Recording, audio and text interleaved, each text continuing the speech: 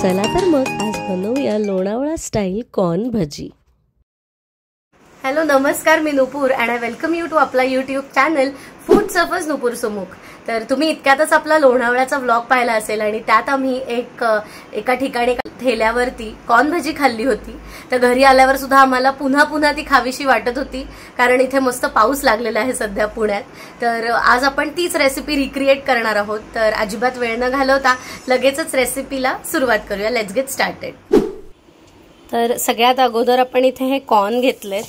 तर हे fresh corn घेतलेले आहेत आम्ही, आणि ह्या कॉर्नमध्ये आता आपण काय काय घालणार आहोत ते बघूया। तर सगळ्यात आधी आपण बेसन घालूया ह्याच्यामध्ये। तर हे आपण आपल्या अंदाजानेच घालूया। बऱ्यापैकी हे कॉर्न सेपरेट होऊ नयेत, त्यामुळे पीठ व्यवस्थित घ्या तुम्ही बेसनाचं। अगदी कमी नका घेऊ, जसं कांदा भजीला थोडं कमी घेतलं तरी चालतं। तर ह्याच्यामध्ये हे सुटतात बऱ्याचदा हे कॉर्न आणि खिळखिळे होतात, तर तसं होऊ नये म्हणून बाइंडिंग करता आपल्याला आणि थोडा खुसखुशीतपणा यायला कॉर्नफ्लॉवर पण घालायचंय। तर हे कॉर्नफ्लॉवर घातलंय बस। आणि आता आपण ह्याच्यामध्ये बाकीचे मसाले घालूया। हळद,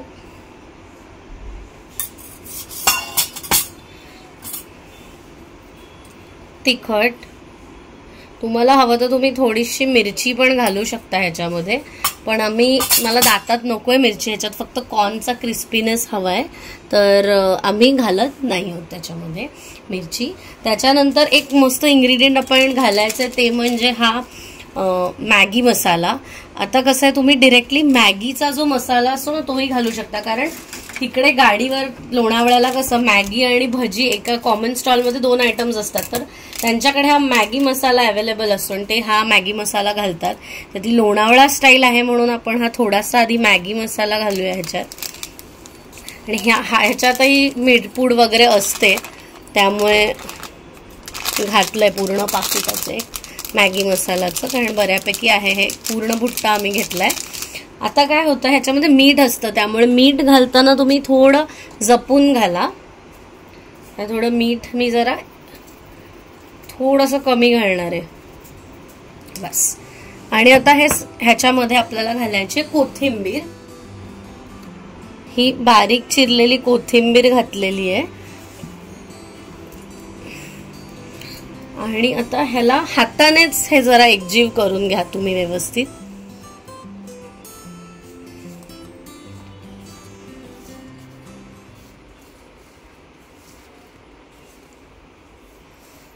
मग ह्याच्यात अगदी असं खूप कपाने किंवा वाटीने पाणी नाही घालायचं आपल्याला। कोरडा मसाला आपल्याला व्यवस्थित तो हे करायचा, त्यामुळे त्या कॉर्नला असं जर काल आम्ही जिथे खाल्लं ते काका पण असंच त्याला पूर्ण मिक्स करून घेत होते हाताने। थोडंसं ते अनहायजेनिक वाटू शकतं तिकडे तुम्हाला, त्यांचे हात स्वच्छ होते, काही प्रश्न नाही, पण ते असं सगळं कोरडा पण खराब नव्हतं काही, बिलकुल व्यवस्थित। ते खंडाळा लेकच्या इकडे जे बाहेर स्टॉल्स आहेत ना, तिथे स्वच्छता पण अशी नाही असं नाहीये बिलकुल।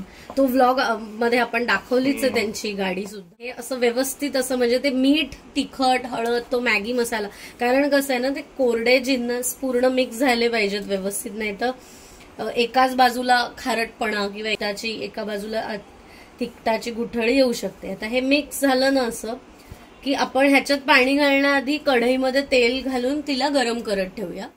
आता आपली कढई तापत ठेवली आहे, आता आपलं तेल तापत आहे।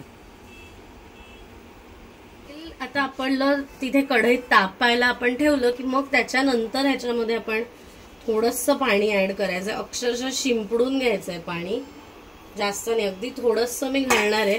आणि मग ते असं करणार आहे, मग लागेल तसं थोडंसं पाणी ऍड करायचंय, कारण जर पाणी जास्त झालं तर ते जे कॉर्न आहेत ना आपले ते तुटून बाहेर येणार आणि साधारण असं क्रीमीचं टेक्स्चर बनवून घ्यायचं ह्याचं। असं म्हणजे टाकली तर कशी अख्खा बॉलच्या बॉल राहतोय तो। हे असे ह्याच्यापेक्षा पातळ केलं काय होणार, ते कॉर्न म्हणजे सेपरेट होतील। मी असं अख्खं पडेल असं साधारण एवढं क्रीमी आपल्याला बनवायचं आहे। आता आपलं तेल तापले का आपण एकदा चेक करूया। एक कॉर्न मी घालते त्याच्यात थोडासा,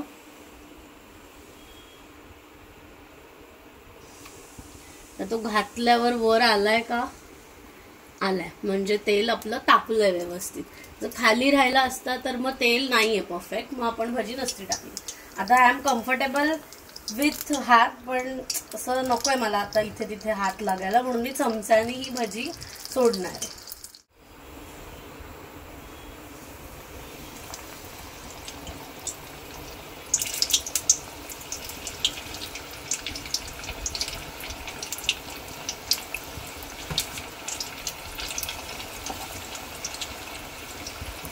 तो सुंदर वास येतोय भजीचा. आणि सुमुखला काल तिथे आम्ही खाल्ली ती 1 प्लेट भजी, आणि त्याच्यानंतर ती 2 प्लेट निघाली होती, पण आम्ही 1 प्लेट घेतली आणि आम्ही त्या तलावाच्या आत गेलो बसून खायला. तिथे खात असताना ती 1 प्लेट आमच्या दोघांचे ॲक्च्युली डोकं दुखत होतं सकाळपासून.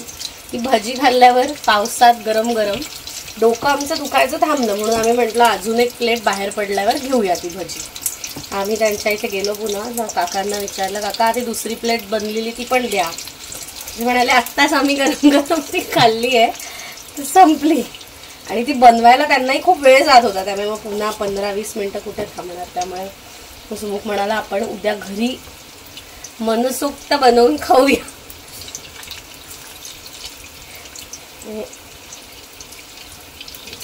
हा एक पूर्ण लॉट होऊ देत आपला.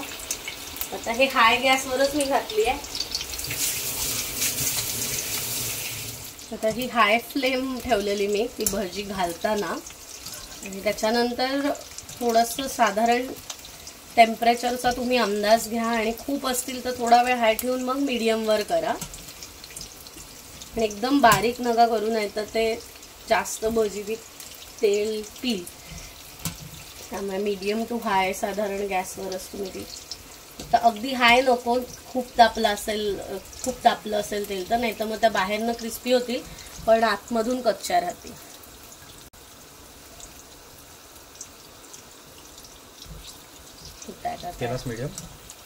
मी थोडा मीडियम पेक्षा थोडा जास्त, आपली फ्लेम पण जरा ही वेगळी येणार आहे गॅसची, त्यामुळे हा बर्नर जरा मोठा आहे आमचा. 4 किलोवॅट ना काहीतरी बर्नर आहे, तर त्याच्यावर मी शक्यतो काही दाखवत नाही जास्त, तुम्हाला ते कन्फ्युजन होईल. तुम्ही साधारण मीडियम फ्लेमवर फ्राय करा, ही मीडियम टू हायवर. फुल अगदी हाय नको इतकंच, म्हणजे आतून शिजवायची आहे ना आपल्याला नीट, त्यासाठी आमचं जरा बेसन थोडं जास्त झालंय. मला ओके वाटतं. हा म्हणजे आहे, कॉर्न दिसत आहेत, येस ते दिसले पाहिजे. बेसन आयडियली जास्त झाले आपण तेव्हा म्हणू शकतो, जर आपलं त्यांचं मला वाटतं कॉर्नफ्लॉवर जास्त थोडा जास्त होता. त्यांनी थोडा ऍक्च्युली त्यांचं ना थोडा मैदाही होता त्याच्यामध्ये.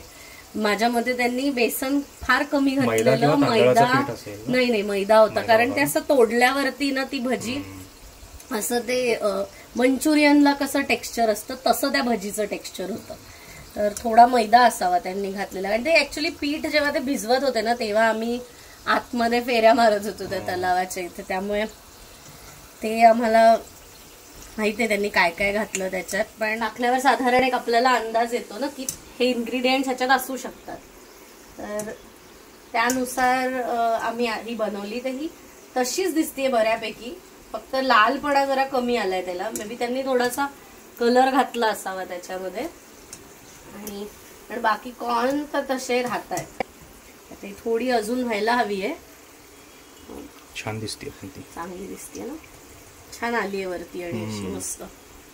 काल तुम्ही जर लोणावळ्याचा व्लॉग पाहिला असेल तर त्यात ती भजी त्यांनी तळून झाल्यावर तळताना आणि त्याच्यात ती भजी सोडल्यानंतर ती जशी वर आलेली त्याच्या क्लिप्स आहेत. तर ही भजी आणि ती भजी तुम्हाला साम्य वाटतंय का ते नक्की मला कॉमेंट करून सांगा, आणि तुम्ही ही रेसिपी नक्की ट्राय करा, आणि आम्ही चाखून तर सांगतोच तुम्हाला कशी झाली आहे ते. आता मस्त गोल्डन झालेला आहे याचा कलर. आपण आता ही काढून घेऊया, व्यवस्थित तेल छान निथळून घेऊ त्याचं.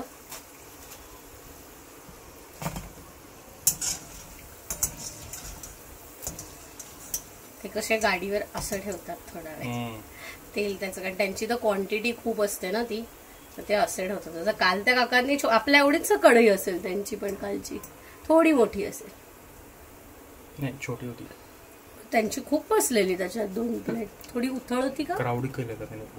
हो काय. मला वाटतं थोडी मोठी असेल. ओके, आता हे बऱ्यापैकी तेल आहे आणि परत आपण टिश्यू वरती काढतोयच आहे, त्यामुळे होऊन जाईल थोडं. आता आम्ही हा थोडी अजून ह्याच्यात राहिली आहे ही काढून घेतो सेकंड लॉट, आणि मग तुम्हाला डायरेक्ट ती भजी खाताना दाखवतो. आणि हा सुमुख, एकदा तू आता ही काढली ह्याच्यावर तर तुझ्या हाताने एकदा तोडून दाखव बरं तू.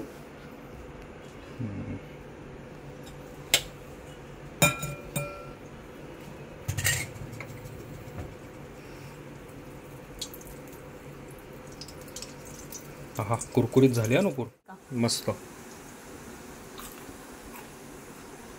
झाली, क्रिस्पी झाली आहे, छान झाली आहे, टेस्ट पण छान आली आहे. आपला चहा पण मस्त उकळलेला आहे. आता मस्त गरम गरम चहा आणि गरम गरम कॉर्न भजी, एकदम फुल ऑन लोणावळा वाईब. आता भजी मस्त तयार आहे. मी भजी घेऊन इथे बसलेलो आहोत आणि आता वरनं याला थोडंसं पेरी पेरी मसाला त्याच्यावर स्प्रिंकल केलाय. मग ते